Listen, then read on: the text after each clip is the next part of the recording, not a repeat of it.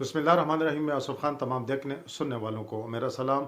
आज आपके साथ गुफ्तगू करेंगे कि जो साबिक आर्मी चीफ हैं जनरल कमर जावेद बाजवा, उनके इमरान खान से इख्तिलाफ की क्या वजह बनी, कहाँ से दूरियां पैदा हुई। और दूसरी बात आपसे ये करेंगे कि जो मौजूदा चीफ ऑफ आर्मी स्टाफ हैं जनरल आसिम मुनीर, उन्होंने नेशनल सिक्योरिटी वर्कशॉप के मौका पर सियासत के हवाले से, पाकिस्तान के दस्तूर के हवाले से और फ़ौज के किरदार के हवाले से गुफ्तगू की है। वो भी आज हमारा मौजू होगा। और साथ साथ आपको आखिर में ये बताएंगे कि रूस से अगर पाकिस्तान को सस्ते दामों तेल मिल जाता है तो पाकिस्तान में फ़ी लीटर कितना तेल सस्ता हो सकता है। ये हैं आज के हमारे मौजूआत। ताहम सबसे पहले हम अपने उन तमाम दोस्तों से गुजारिश करेंगे कि जिन्होंने अब तक हमारे चैनल सब्सक्राइब नहीं किया कि वो हमारे इस चैनल को सब्सक्राइब भी करें, बेल आइकन का बटन भी ज़रूर दबाएं और साथ साथ कमेंट्स बॉक्स में अपने राय से भी हमें ज़रूर आगाह करें। तो सबसे पहले मेरा ख्याल है क्योंकि नए army chief general Asim Munir ने जो नेशनल सिक्योरिटी वर्कशॉप थी उसमें उन्होंने पाकिस्तान की सियासत, पाकिस्तान के दस्तूर और फ़ौज के किरदार के हवाले से जो शुराकात हैं उनके जवाबात दिए हैं। और इस हवाले से जो पाकिस्तान के सीनियर सहाफ़ी हैं उमर चीमा, उन्होंने अपने प्रोग्राम में इस हवाले से जो गुफ्तगू की है तो वो हम आपके साथ शेयर करते हैं। तो नेशनल सिक्योरिटी वर्कशॉप में पहली दफ़ा जो जनरल आसिम मुनीर हैं नए चीफ ऑफ आर्मी स्टाफ, उन्होंने गुफ्तगू की है और उसमें जो शुरकान हैं उनसे मुख्तलिफ सवालात किए जिसका उन्होंने जवाब दिया। तो आपके साथ ये शेयर करते हैं। शुरकान हैं उनसे पहला सवाल तो यही किया कि पाकिस्तान की फ़ौज का सियासत में मुस्तकबिल में किरदार। तो उन्होंने यही कहा कि सियासत में अब आइंदा फ़ौज का किरदार अमल दखल नहीं रहेगी। और उन्होंने कहा कि ये जो फैसला हुआ ये अकेले सबकदोश होने वाले army chief general Qamar Javed Bajwa का नहीं था, बल्कि ये पाकिस्तानी फ़ौज का फैसला था और पाकिस्तानी फ़ौज इस पर कायम व दायम है और आइंदा भी कायम व दायम रहेगी। जब उनसे ये सवाल किया गया कि जिस तरह सुप्रीम कोर्ट का चीफ जस्टिस सीनियरिटी की बुनियादों पर बनता है तो क्या ऐसा तरीका नहीं होना चाहिए कि पाकिस्तान का आर्मी चीफ भी सीनियरिटी और बुनियादों पर बने जिस तरह आप खुद बने हैं। और साथ साथ उन्होंने कहा कि जो पेंशन है तो इसका भी अगर खात्मा हो जाए। तो इन दोनों सवालों का उन्होंने बड़ा खूबसूरत जवाब दिया और कहा कि ये जो दोनों सवालात हैं तो इनका दायरा इख्तियार फ़ौज के पास नहीं है, इनका दायरा इख्तियार जो है वो हुकूमत वक्त और सियासतदानों के पास है। तो ये सवालात आपको सियासतदानों से, हुक्मरानों से, हुकूमत वक्त से पूछने चाहिए। और अगर हुकूमत वक्त इसके हवाले से कोई कानून साजी करेगी तो यकीनन पाकिस्तानी फ़ौज उसी कानून साजी पर अमल दरामद करेगी। इसकी वजाहत की कि पाक फ़ौज जो है स्टैब्लिशमेंट वो कोई पॉलिसी साज अदारा नहीं है। उन्होंने कहा कि हम बहुत सारी चीज़ों में अपना इनपुट तो दे सकते हैं लेकिन डिक्टेशन हुकूमत को नहीं दे सकते। ये हुकूमत का दायरा इख्तियार है, वो इस हवाले से पॉलिसी बनाएगी कि एक्सटेंशन नहीं होनी चाहिए तो यकीनन वही पॉलिसी फॉलो होगी। इस गुफ्तगू में उन्होंने जिन दो चीज़ों का बतौर ख़ास जिक्र किया, उन्होंने कहा कि मेरी जो तरजीहात हैं उसमें आइन की बालादस्ती, उस पर अमल दरामद और साथ साथ पाक फ़ौज के बहैसियत इदारत, इज़्ज़त का तहफ़्फ़ुज़। उन्होंने कहा कि इन दोनों चीज़ों पर कोई समझौता नहीं होगा। हम पाकिस्तान की आइन की सुप्रीमेसी को भी यकीनी बनाएंगे और दस्तूर के तहत चलेंगे और साथ साथ जो हमारा इदारा है इसके इज़्ज़त पर भी कोई आंच नहीं आने देंगे।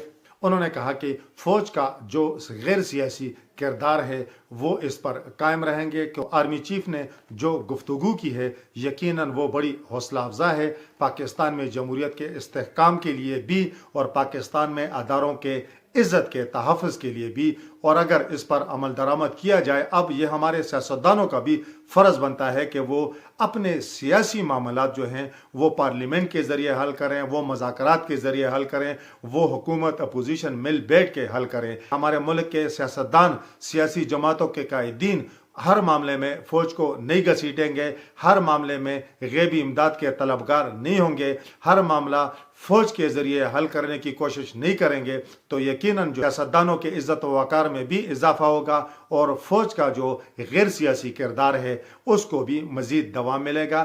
اب آپ کے ساتھ گفتگو کرتے ہیں جو سابقہ آرمی چیف ہیں، جو ریٹائر ہونے والے آرمی چیف ہیں، تو ان کا خان کے ساتھ اختلاف کس بنیاد پر قائم ہوا۔ تو اس حوالے سے جو پاکستان کے سینئر جرنلسٹ ہیں جاوید چودھری، انہوں نے گفتگو کی ہے تو وہ بھی آپ کے ساتھ شیئر کرتے ہیں، اور وہ گفتگو خاصی دلچسپ ہے۔ کہا کہ پاک فوج نے جولائی میں مجھے بریفنگ کے لیے بلایا اور تقریباً 4 گھنٹوں پر محیط یہ گفتگو ہوئی جس میں مختلف سوالات جوابات ہوئے۔ میں نے بھی سوالات کیے جس کے مجھے جوابات دیے گئے۔ تو دلچسپ جو اس کا پہلو اس گفتگو کا یہی ہے کہ عمران خان اور اس سابق آرمی چیف کے درمیان اختلافات کہاں پیدا ہوئے۔ تو انہوں نے کہا کہ گزشتہ سال جب اس وقت کے army chief general Qamar Javed Bajwa نے DGISI جنرل فیض حمید کا تبادلہ کیا اور انہیں کور کمانڈر پشاور مقرر کیا تو عمران خان نے اس پر شدید احتجاج اور اعتراض کیا۔ عمران خان نے جنرل قمر جاوید باجوہ سے یہ سوال کیا کہ آپ نے اس کو کیوں تبدیل کیا، میں نے آپ کو ایکسٹینشن بھی دی ہے اور آپ نے انہیں تبدیل کر دیا ہے تو آپ کو انہیں تبدیل نہیں کرنا چاہیے تھا۔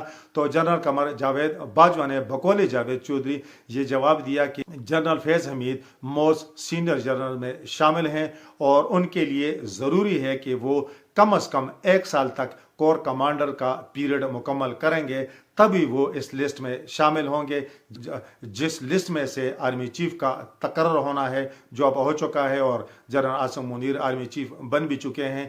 تو عمران خان نے ان سے سوال کیا کہ یہ کوئی قانونی قطعن ہے یا کوئی اور معاملہ ہے۔ تو جنرل قمر جاوید باجوہ نے جواب دیا کہ یہ قانونی مسئلہ تو نہیں ہے لیکن یہ فوج کی روایت ہے، ہم نے اس روایت کی پاسداری کرنی ہے۔ تو عمران خان نے پھر سوال کیا کہ ایک کور کمانڈر کے نیچے کتنے میجر جنرل ہوتے ہیں، تو انہیں جواب دیا گیا کہ 3 میجر جنرل ہوتے ہیں، اور انہوں نے ساتھ یہ سوال کیا کہ جو DGISI ہیں ان کے نیچے کتنے میجر جنرل ہوتے ہیں، تو انہیں جواب ملا کہ 126 سے 127 تک میجر جنرل ہوتے ہیں۔ عمران خان نے کہا کہ پھر اس طرح کی کوئی گنجائش نکالیں، DGISI ہی جنرل فیض حمید کور کمانڈر لوازمات بھی پورے کریں، یعنی وہ DGISI بھی رہیں، ساتھ کور کمانڈر والے لوازمات بھی پورے ہوں۔ تو جب انہیں کہا گیا کہ اس طرح ممکن نہیں ہے تو انہوں نے سابق آرمی چیف کو مخاطب کرتے ہوئے کہا کہ دیکھیں میں نے آپ کو 3 سال کی ایکسٹینشن دی ہے، آپ کوئی ترمیم کریں، قانون تبدیل کریں،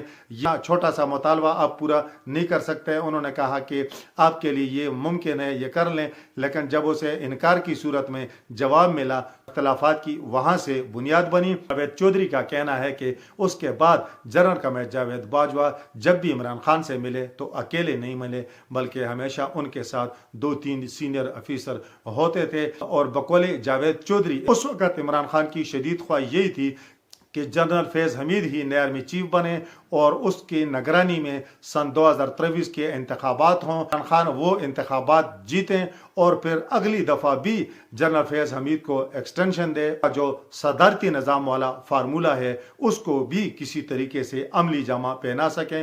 تو یہ ایک دلچسپ گفتگو تھی جو جاوید چودھری کی بھی ہم نے آپ کو سنائی، اور ساتھ ساتھ جو عمر چیمہ کی نئے آرمی چیف کے حوالے سے سیاست، دستور اور فوج کے کردار کے حوالے سے گفتگو تھی وہ ہم نے آپ کو سنائی۔ آخر میں آپ کو یہ بتاتے ہیں کہ جس طرح وفاقی وزیر مملکت مصدق ملک نے یہ خوشخبری دی ہے کہ روس کے ساتھ سستے تیل کا پاکستان کا معاہدہ ہو گیا ہے، اور اگر تیل کی ترسیل پاکستان کو شروع ہو گئی تو کہا جا رہا ہے کہ پیٹرول ڈیزل کم از کم 40 روپے فی لیٹر پاکستان میں سستا ملے گا۔ خدا کرے کہ یہ معاہدہ ہو جائے اور خدا کرے کہ پاکستان میں تیل کم از کم سستا ہو جائے، کہ پاکستان کی معیشت اس وقت ڈیزل پیٹرول کے ساتھ جڑی ہوئی ہے، تیل کے ساتھ جڑی ہوئی ہے۔